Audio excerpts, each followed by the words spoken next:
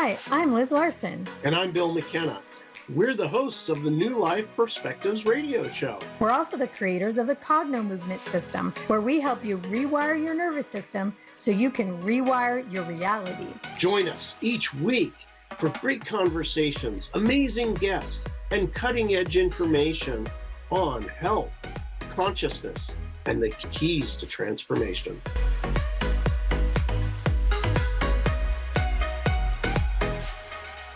Hello, everybody, and welcome to the show.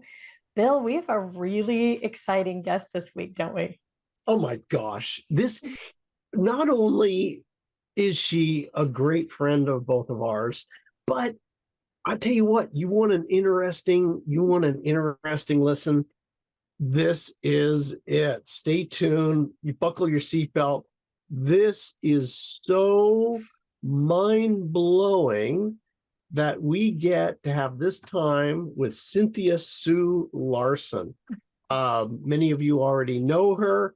Liz, give everybody an overview. Okay, I'm going to make this quick because we have so much to talk about. She's been on the show lots of times. If you guys haven't seen those episodes, please go back and watch. Cynthia is fascinating. But Cynthia is a Berkeley-trained physicist, for one. She is a prolific author. You may have seen one of her most popular books is Reality Shifting. Did I get that right, Cynthia? Reality Shifts? Reality Shifts. I never get it right. And she's one of the founding members of the International Mandela Effect Conference, which also is a big event that is happening in Nashville in November as well. So Cynthia has so many more things that I'd have to go on for the whole interview. But let's just say, welcome, Cynthia. Oh, thank you, Liz. Thank you, Bill. I love talking with you guys. We can go so deep and you really get the implications of the material we're talking about. So I appreciate that. Plus, you're just wonderful people. So thank you for being who you are. Oh, thank you. I mean, our conversations are so much fun. You guys, we just got to talk to Cynthia for an hour off camera, and I'm telling you, you wish you were there. But today we have something really important and really, really exciting, I think, for the planet. Cynthia just finished a new book. It's called The Mandela Effect and Its Society. The Mandela Effect and Its Society. Awakening from Me to We. And I'll show it. If you're seeing us on TV or on YouTube, you'll see it's a beautiful, beautiful book available on Amazon. And it has everything to do with the Mandela effect. And I saw Cynthia on another interview. She was saying how it's like a textbook, but a fun textbook. And she's 100% right. This book is like my favorite kind of book ever. You could actually thumb through it and just read a piece. And there's so much information in that piece that you could go thinking about it for days. It's broken down into terms, so you can understand a lot of the things. It's broken down into stories. And I often like to read a book like this backwards. And it's so clearly defined, the pieces, that you can absolutely do that. So personally, I'm having a great time with this book. But my first question for you is, Cynthia, why this book and why right now? What is important about it for this time? Oh my gosh. Well, thank you for just going right to the key question there. You did it.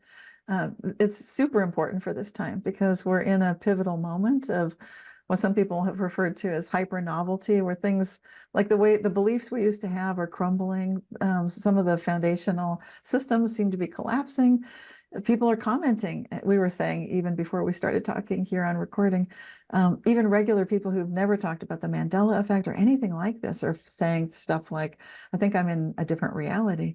So it's becoming obvious to everybody that we literally are witnessing perhaps what you might call multiple simultaneous realities. Some people would refer to it as timeline jumping. I've got a book, Quantum Jumps, about talking about making that a conscious choice. So this Mandela effect now, the subtitle, Awakening from Me to We, is kind of a double entendre. The ME is the Mandela effect, of course, but it's also that isolated feeling of it's just something happening only to me. just only one person noticing a change in reality. But now we're collectively noticing these things, and quite a few of them can be very positive. So this can be an awakening process together. As collaboratively we start recognizing maybe we have everything to do with the physical experience that we enjoy when we're alive and in the world. So let's share with everybody who doesn't know, what is a Mandela effect? And I'll ask Bill, give your favorite example, and it'll tell everybody what it is right away. What's your favorite example, Bill? Oh, mind meld with you. I was just like, this is a Mandela effect example, which blew my mind right before I knew about Mandela effects. I was watching something. I don't know if it was an ad or a video, but it said, "Build it and he will come." And there's, the Field of Dreams. This is the movie in the United States, Yeah. a very common movie. And I was like, build it and he will come. What type of alternate universe are you in? It's not build it and he will come. I started asking all my friends. I was like, I want you to complete this sentence from the Field of Dreams. Build it and they will come. They will come, right? Because that's the movie. All the people come out of the cornfield. They come out of the cornfield. Nobody is like just the one guy. Anyway, everybody knows it's not that way. But there was, post that, it was like all of a sudden, becoming aware of all of these other timeline shifts or alternate reality. This Mandela effect is very, very real. And it's all around us now with the most absolutely ridiculous examples. Yeah.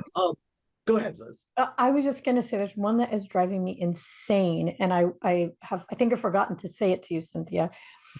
But my whole life, there was a phrase, all of a sudden, this or that happened.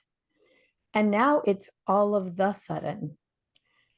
All of the sudden, you hear it on TV, you hear it. My daughter even said that. I said, the phrase is all of a sudden. She said, no, it's not.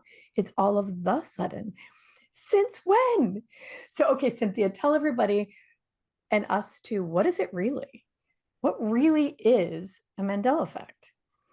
Well, if you look at the definition of it online, people often go to Wikipedia. And if you do that, then you'll see something that I don't agree with.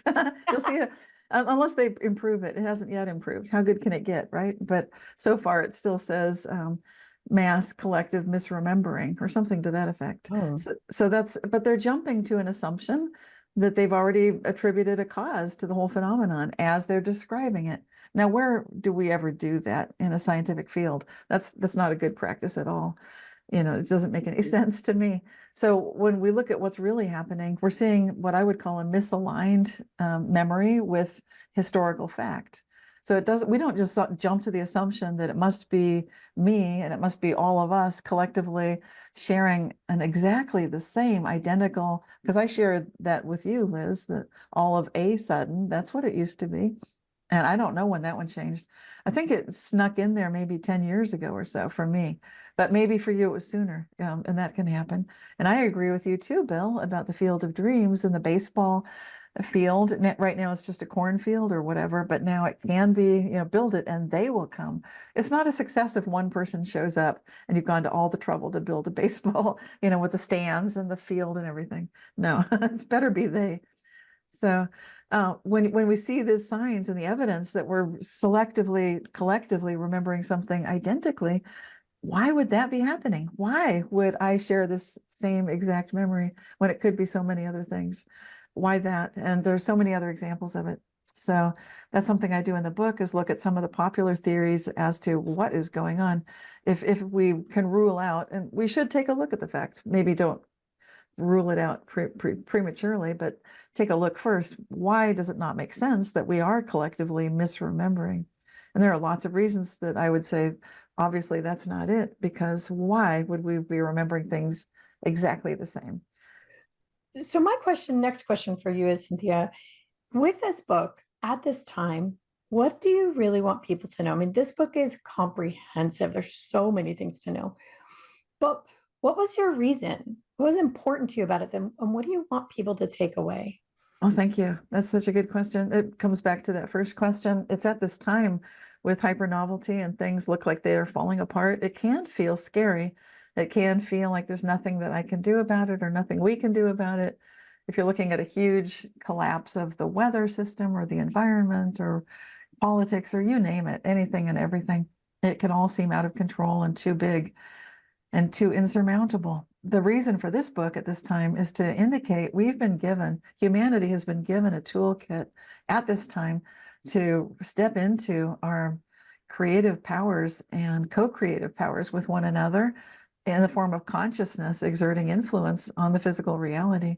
And I know this is what you guys do and what you are all about with cogno movement. So I love talking with you guys about it. You get it.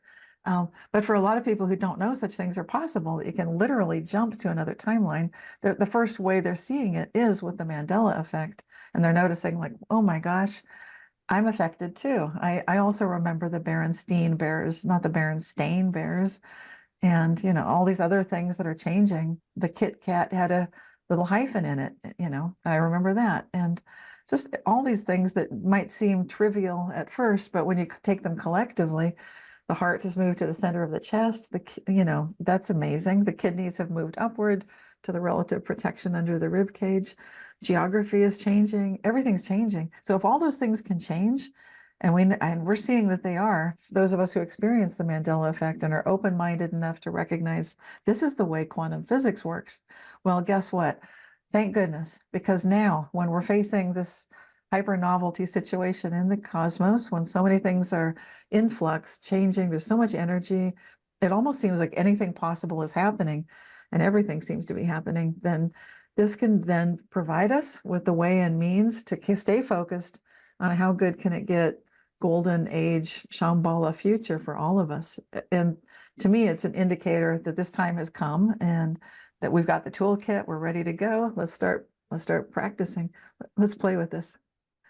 I know Bill had a question about quantum physics. Didn't you, Bill, from the book? Oh gosh, here's for everybody, you've got to go out and buy this book right now. And I'll tell you what, she's got it all broken down for us in terms of the quantum phenomenon and then how it relates to the Mandela effect. So, for example, this whole list, quantum entanglement, quantum coherence, quantum teleportation, quantum tunneling. There are so many different aspects to this Mandela effect, and they're based in these unbelievable, real quantum effects that we know at from quantum physics that it's real. Information being basically shared by two particles, and they're influencing each other anywhere in time and space. So many other things like this quantum teleportation.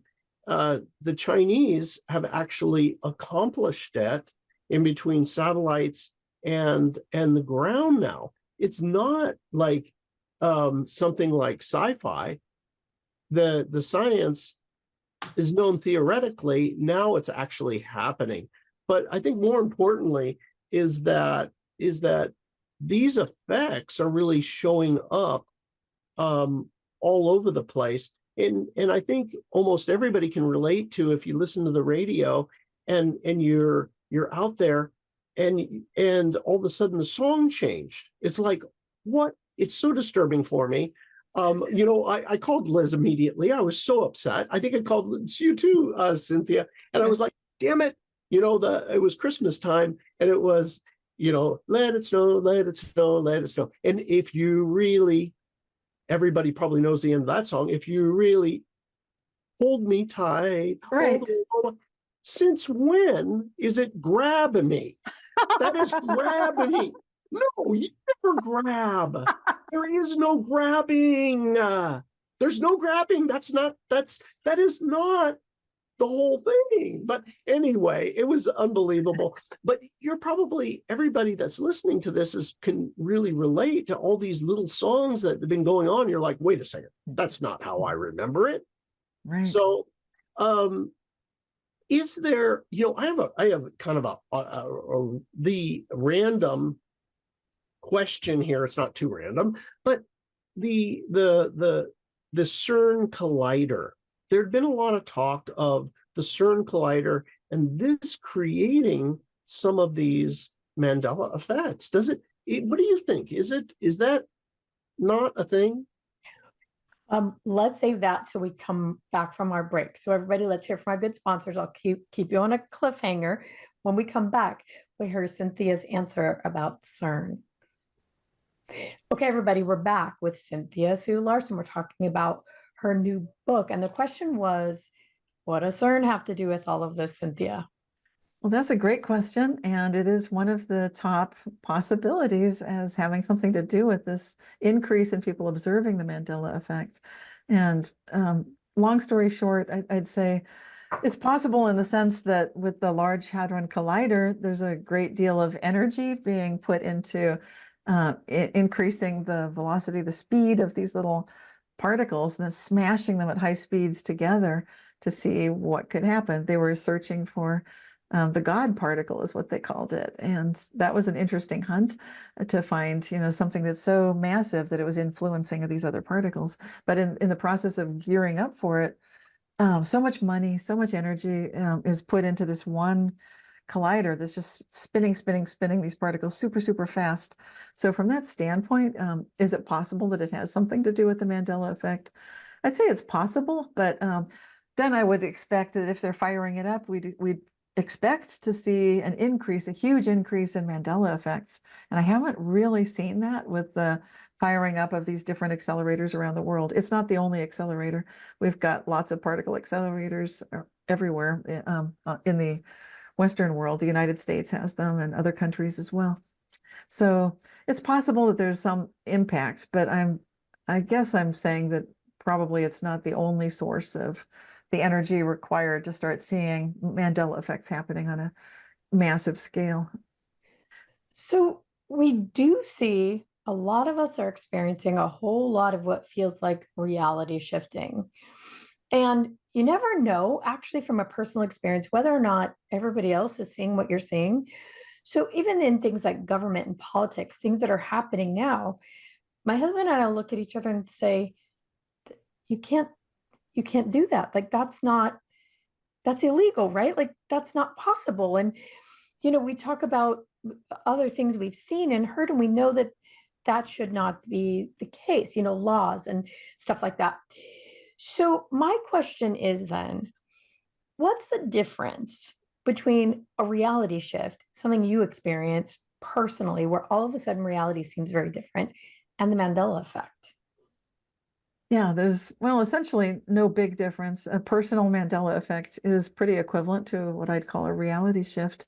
And it's also, as I describe in the book, Mary Rose Barrington, about 100 years ago, was tracking these, what she called just one of those things. So that's another phrase, JOT, J-O-T-T, or reality shift, which was, I think, first mentioned by PMH Atwater in her book, Future Memory. And then I picked it up because it seemed like a very descriptive term to me. And now Mandela effect. But a personal Mandela effect would be something that an individual observes, but probably nobody else noticed what changed on their bathroom fixture or on a picture in their living room wall, because they're the only ones in that house. Maybe another person might notice it, but it's not going to be a worldwide recognizable Mandela effect. And so Mandela effects, the term, is usually a large group of people. And that's where it starts getting interesting, that such a large group of people would notice Nelson Mandela did not die in 1987, like a lot of us remember he did. And some of us remember others who might have died too, like Jane Goodall, or I mentioned in my book, Reality Shifts, Larry Hagman had passed away. And I think, Bill, you remember Larry Hagman too, that he died and then he was alive again. And yeah. yeah. baffling when it happens, and that's not misremembering, it's not confusion. I know it wasn't for me, and that was very interesting.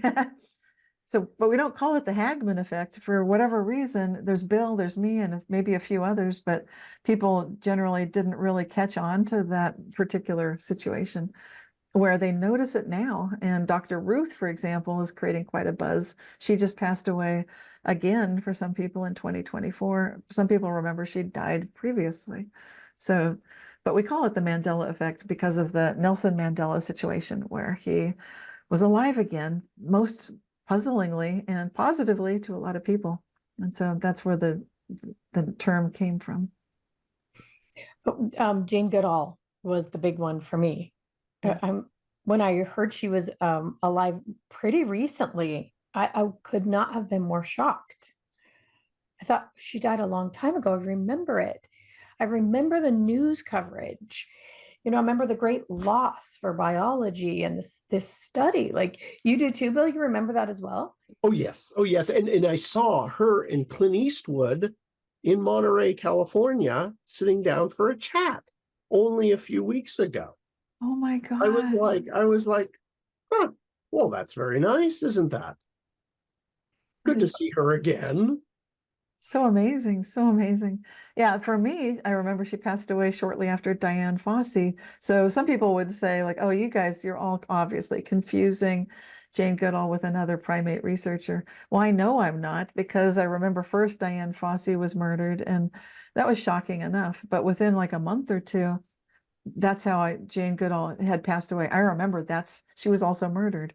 And I thought that was just outrage on my part. Like, no, like that can't be, this can't be. But it's not like she came back to life right away. For me, it was years and years, maybe decades went by, and then she popped up as if she'd never been gone. Yeah. And I got to see her give a talk in Berkeley, California, a number of years ago. I was quite glad to see she's alive. That's what it was like for me too. It was relatively recently. I'm thinking, what? And what's interesting? These things started to happen to me from when I was a kid. And I just thought it was me. I thought I was flaky and that I just wasn't remembering things right. I thought there just is something wrong in my mind, that things keep shifting and moving. And I've shared this before, that when I read your book, Reality Shifts, and some of the others a long time ago, it really made me feel more sane. It helped me understand what was happening. And then I had an aunt who also explained some things like missing jewelry and things like that. Like, oh, it just has shifted into another reality. I'm like, okay, thank goodness this is a thing and not just a weirdness on my part. Then it became fun. Now it's fun. Sometimes it's not so fun, but a lot of times it's fun. Here's my question. It makes me think about something I saw you say on another interview. You were talking to your friend on biased and on the unbiased and on the fence. And you were talking about the Myers-Briggs test, personality test, and how people who strongly experience Mandela effect or reality shifting sort of fit into a couple of personality types. So is this really about who we are?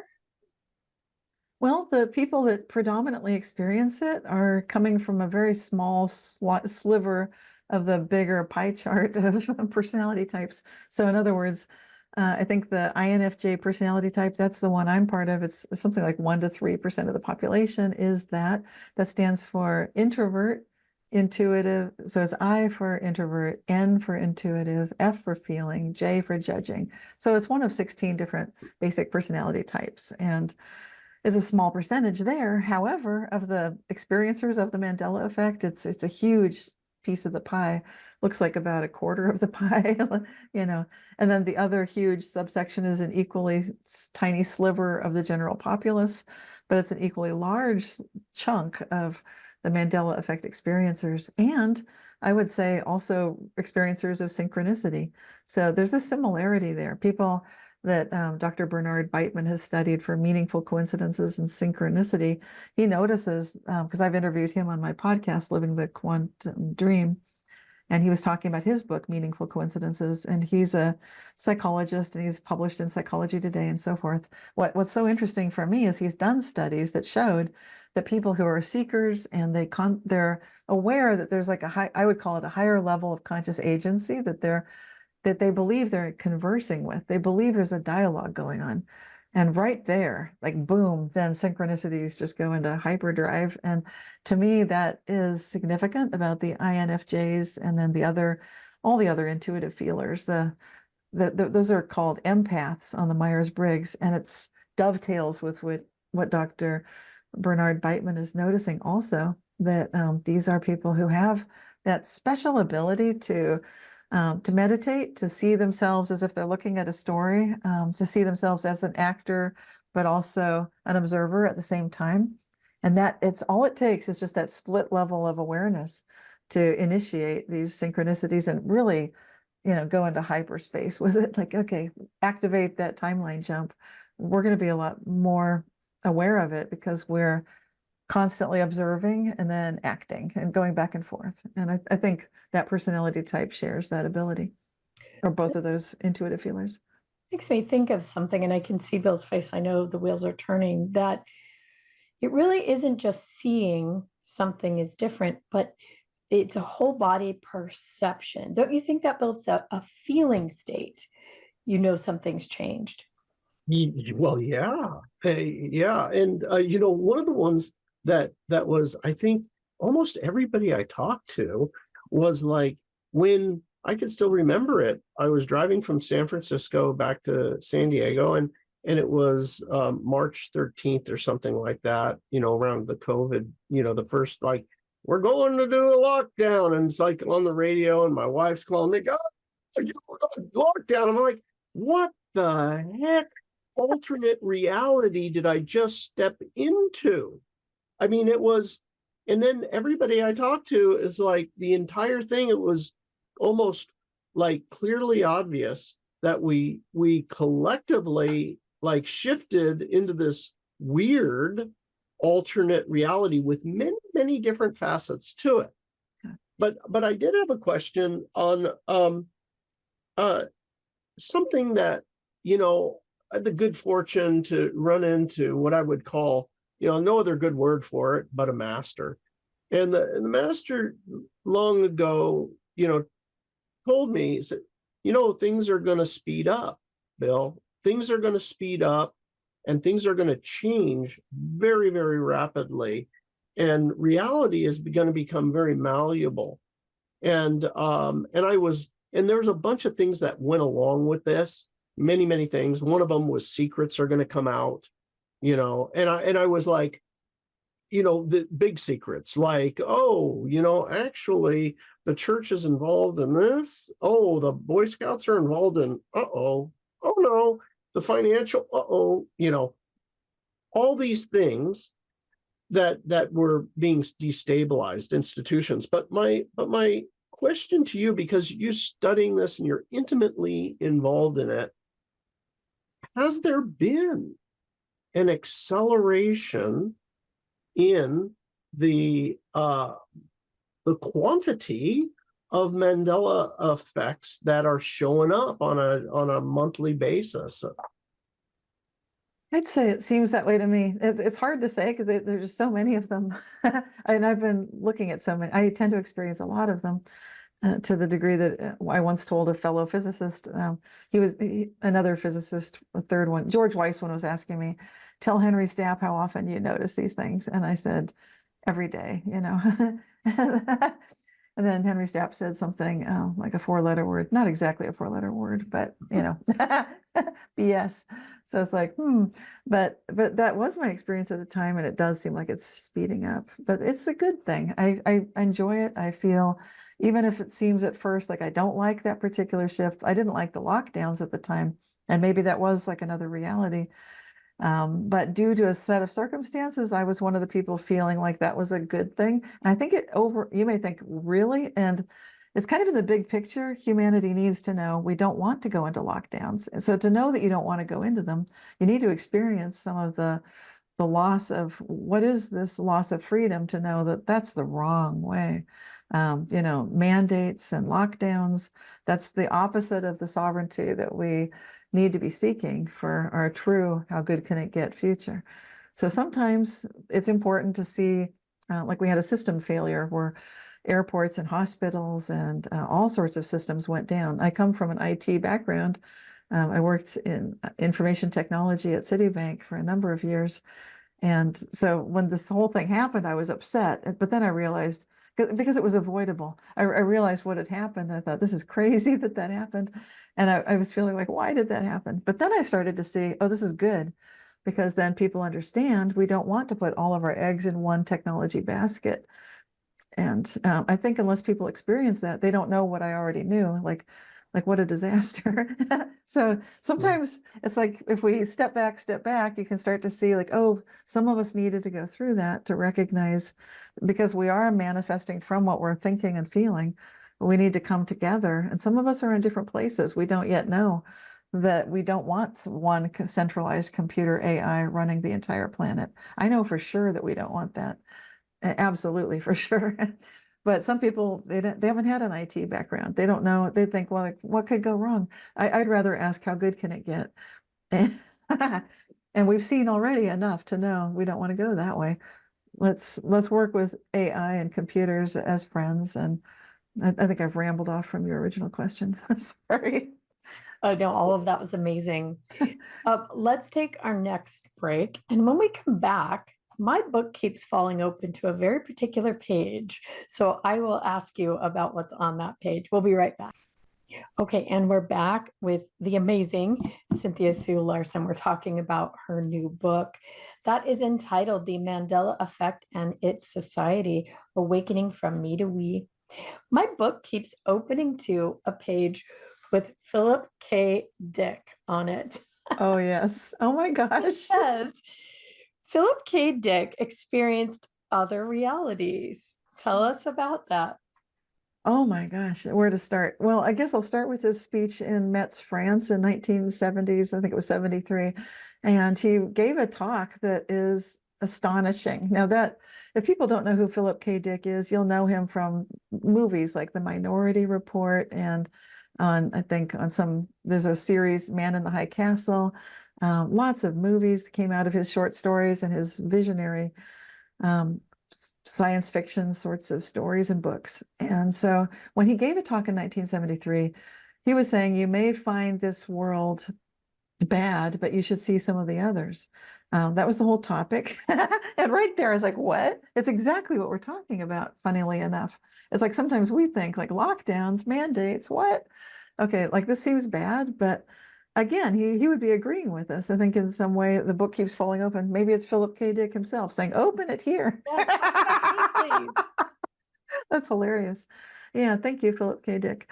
So the idea that he was presenting is that someday you might walk into your room and you switch on a light just using a regular motor movement that you do all the time, but the light isn't there. Somehow it's in a different location on the wall.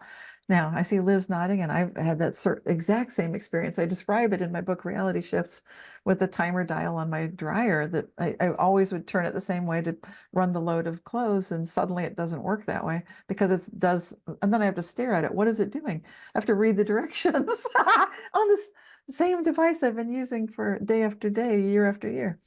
So anyway, Philip K. Dick is talking about that, and he's describing that there's this idea that we could be operating in sort of this orthogonal time space. So time in reality is not what it seems. And so he's brilliant at bringing that concept forth. He had also personally visualized some true nightmarish possible futures where, and he felt like it was imminent. Like it was really an adjacent reality where the Nazi kind of mentality could come in. He saw it as something that the Romans had originally initiated on the planet. And so he was watching that through the years, and he would see some concurrent possible realities, like The Man in the High Castle, that is now a series that you can watch. And it shows what would happen if, instead of the Allies winning World War II, what if the other side won? What if Germany won and the Nazis, came out ahead in that situation? which might seem unthinkable, but that's what he was presenting. And so I think it's brilliant. He was just such a genius and so ahead of his time, because very few people were thinking along these lines. But when he started writing about it, he said he did meet other people who would come to him and say, this has happened to me and there's nobody else I can talk to about it. And so that would be in the 1970s is when this talk came out.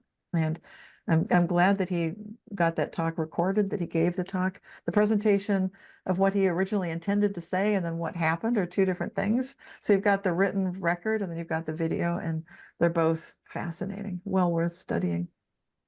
You've had that happen in one of your manuscripts. Tell everybody about that. Yeah, I've had two of my books change. Most recently, it was Quantum Jumps because there was a section in the book.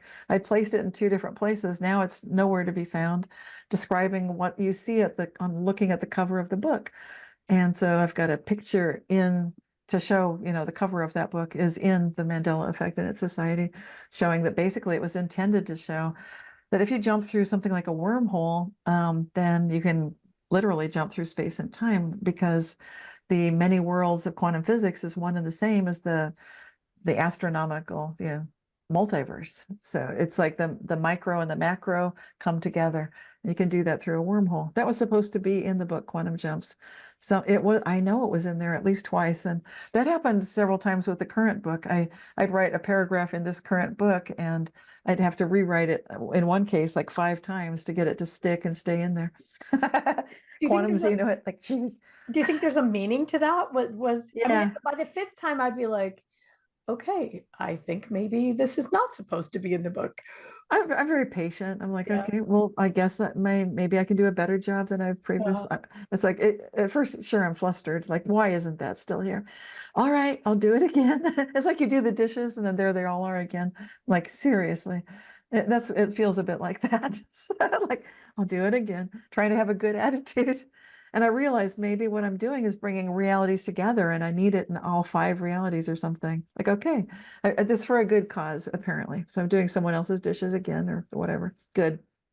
The other book was Aura Advantage. And I used to have a passage in the book that would offend vegetarians. And they would write to me, like I'd get 6 emails a year, roughly. Like every couple months, there'd be another one. The emails stopped coming like 5 or 6 years ago. I'm not sure when, but no longer were the concerns about that I'd been talking with my salad, because I had there was a whole little paragraph in Aura Advantage that I was saying a prayer for my salad. And to me, it was like the indigenous saying blessings for the plants that you eat and the animals that you hunt. So it was along those lines, but it was deeply concerning to vegetarians. And I started coming to regret that I'd ever put that in there. And I think that just that feeling of, I'm so sorry I've caused so much trauma for people. Due to that, I'm pretty sure that now it no longer has any trace of that at all. None of my books do. I thought, well, maybe it popped into another book. No, it's gone. Were they upset that there was a consciousness to plants? Yeah, because some vegetarians, the reason they're vegetarian is they don't wish to cause harm to any sentient being. And so if you tell them that the plant kingdom is part of the animal kingdom, we're all cousins and there's sentience in the plant world. You can talk to your trees, they make music, they can control the locks on doors and so forth. That's not what they want to hear. It's disturbing. Gosh, Bill, who's the guy with the plants and the... Dr. Cleve Baxter. I mean, you've heard of him, and he used to work with he was one of the early pioneers with the polygraph, and Yes. I attached it to a plant, a house plant, and he was like, "Is something going on? Is that thing alive and conscious?" Well, nothing showed on the polygraph. And then he got the idea, I wonder if I actually burn the plant, if it would register. He goes over, gets his match, lights it. He's going to burn the plant, and the plant goes nuts. He hasn't burned the plant. The plant, it was conscious of that this is real. He's going to burn me, and it went nuts. And that began all the exploration of the consciousness of plants. So this is actually a scientifically verifiable thing. I love the Mythbusters. In the United States, we have a TV show called Mythbusters. And they try to, basically bust myths, but they actually even validated this. Everybody can do it. The interesting thing is that it's conscious intent. That if you're lying, like, oh, I'm going to burn the plant, but you're not really going to, it recognizes you're full of it. Like, he's teasing. Yeah. There's teasing me.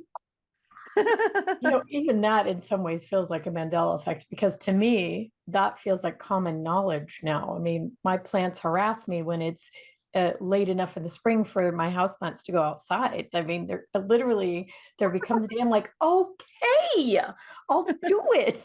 Right? You take them out. I mean, so, that feels to me like a very common knowledge thing now, that really probably when you wrote that book would have been a thing that would have been outside of the realm of reality. Right. All right, you guys, we have just 4 minutes left. So we really want to encourage everybody to go to Amazon and buy Cynthia's new book and leave, please, a review. Let everybody know what you think of it and what was your favorite part. In my review, I put in everything that I love about this book, including being able to read it in these small chunks. It is comprehensive. There's the science in there, but it's super, super readable, which I really appreciate.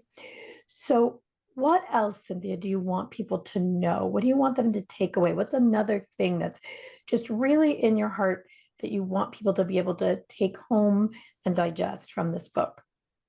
Well, pay attention, keep asking questions. And if you see things that don't look like they're in the right way, shape, or form yet, be aware that everything can change. And sometimes we see things that look like they're messed up, but that's because collectively we need to see that that's messed up. And then once we all can see it together, it can change for the better. And this is why I love to ask questions that I want to live the answer to, that I'm eager to live the answers to, like, how good can it get? So I do encourage people, if you've never asked that question before, start asking it today and wake up and ask that question. How good can today get? How good can I get? And you can even take it to how God can I get? How expanded, how much love, how much goodness can I become today? And it's transformative. So it's a great way to explore the world. And no matter what's happening, even if you think like this is a disastrous day, how dare I ask how good can I get? Do it anyway. Have that attitude.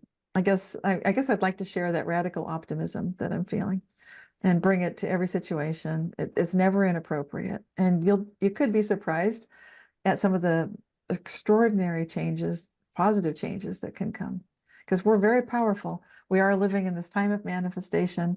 This is hyper novelty. Things are speeding up. Reality is extremely malleable.